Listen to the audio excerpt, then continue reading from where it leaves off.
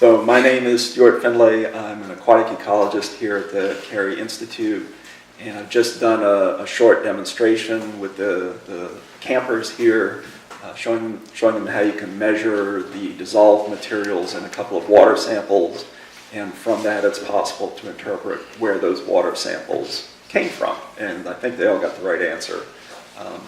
We'll see. And so at this point, my understanding is that they have a variety of questions ready to put to me, and I will do my very best to answer them. So we'll get some hands in the air, perhaps, and we'll pass the microphone around. Right here. Do you have a pet fish?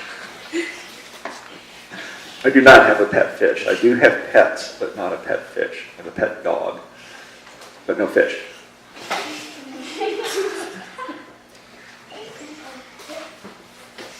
What's your favorite hobby? My favorite hobby is actually riding horses, which has nothing to do with what I do for my daily job. So I think it's useful to separate your work life from your recreational life. Makes for a more balanced existence. What do you find in the Hudson River? So there are lots and lots of things in the Hudson River, and one of the things that we study here, and there's a group of people here that studies the Hudson River, we study not quite everything, but almost everything. So we go all the way from the chemicals dissolved in the water, which you've already seen today, to the very small animals dissolved in water. And some examples of those animals you will have seen in working on your leaf pad experiments. Some of the animals will be the same. And then we go to larger things. Some people here study the fishes. And we study the places in the Hudson, such as the wetlands and the shorelines, and that sort of thing. So the idea of the science at this institution is that you don't study just one part in isolation. You study lots of different parts and how they fit together. What was your favorite subject in school? My favorite subject in school was probably English, because I always liked to read. And science was perhaps a close second, but not always. I mean, I always liked to read, and you can always do that at any age. And so that was probably my favorite subject. We go down to the other end. We'll start here. Do you work in a team? Yes, we definitely work in a team here. I don't know who else you're going to meet while you're here this week, but there's a group of probably 6 or 8 of us that go out and study different things and take on different parts of the job, and then we put our results together, and as a group we try and determine what's happening. So learning to work as a group is very important. You learn what your strengths are, you learn what your teammates' strengths are, and as a group you can do more than one could as an individual. So we're down at the end, we'll just keep going. How did you become a scientist? So the actual process of becoming a scientist is fairly difficult in that it takes a fair amount of school. So I went to school for quite a bit longer than you folks have been in school. Most of that is quite enjoyable because you're learning something that you're interested in. There are things you have to do. You have to earn certain degrees in order to carry out certain tasks.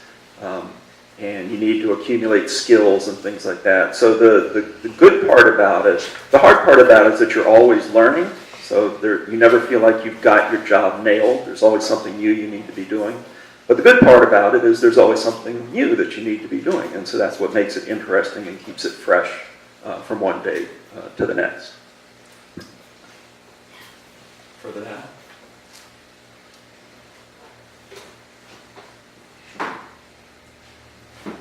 In the red, I suspect the young lady has a question. What's your favorite sea animal?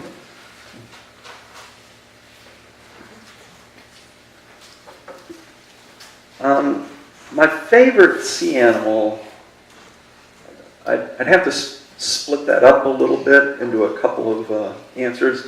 I like to eat fish, so there are certain fish that I think are much tastier than others. So things like some of the tuna are very tasty, and so I like them in that respect. From the point of view of sort of appreciating what organisms do, I'd probably say corals. Does everybody know what a coral reef is? Yes. Everybody seen pictures of them?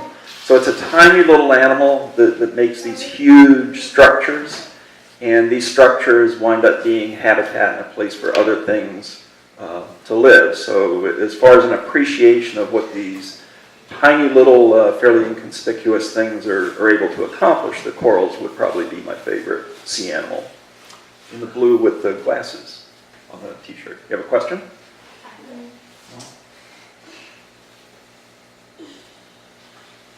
I don't have one.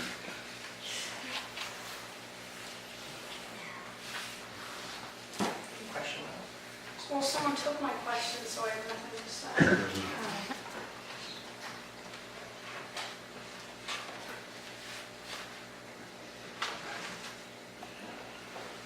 What made you study the Hudson River? That's a good question. I study water, and there's lots of water around. There are lakes and streams, there's the ocean, there's the Hudson, there are other rivers, there are the Great Lakes, there's lots of things. So one of the ways that we got interested in the Hudson is there had not been a lot of study of the Hudson. There had been some, but it was sort of underappreciated from a science point of view. And again, having this team that has different strengths and different capabilities, we thought, well, if we all, put our work together to take on this very big system. I suspect you've all seen the Hudson. You're all from local schools, and you will have seen the river. It's very big. It's about 200 miles long, and it's about a mile wide. So it's very big. So in order to understand what's going on, it takes quite a lot of work. And because it hadn't been done a great deal, we thought it would be worth doing.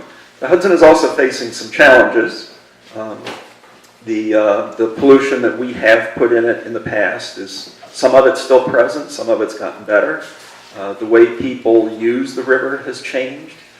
20 years ago, almost no one would think of going swimming in the Hudson River, and now people do it all the time with no ill effects.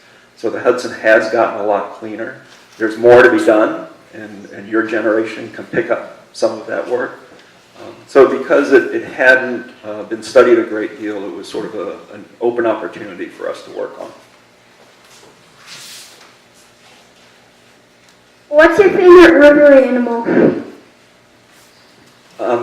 In the Hudson River, there's something called a sturgeon, and you may or may not have seen pictures of it, but I'm sure that there's a picture in one of the books. Have you seen pictures of sturgeon? They're kind of cool-looking fish. They're very old fish, and they're very, very distinctive-looking. And they're sort of the icon or the representative fish from the Hudson River. So often when people think about the Hudson River, the first mental image they get is of this sturgeon. They're very difficult to see. I've only seen a living one in the river about twice, and I've been out there a lot. They live on the bottom, and they don't come up to the surface without a particularly good reason. So I have seen a few of them, both in captivity and just a couple in the real world. But they are sort of the model of the Hudson River, the emblem of the Hudson River is a better word. So that would have to be my favorite. Sure. What do you like to study most in the Hudson River?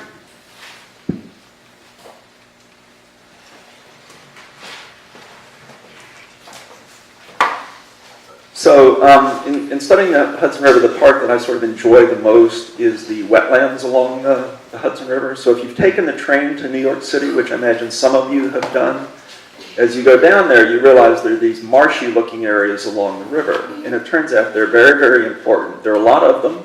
Some of them are quite big, and they have big effects on the river. So as the water goes in and out of these wetlands, it comes back with very different things dissolved in it, as we just saw with the example this morning. And different organisms go in there to use the wetlands as habitat and places to feed. And these wetlands are under a certain amount of a stress because as sea level rises, they may actually wind up being underwater too much of the time. And so I'm trying to understand how they are right now and then try to protect them for the future. We get the axe, guys.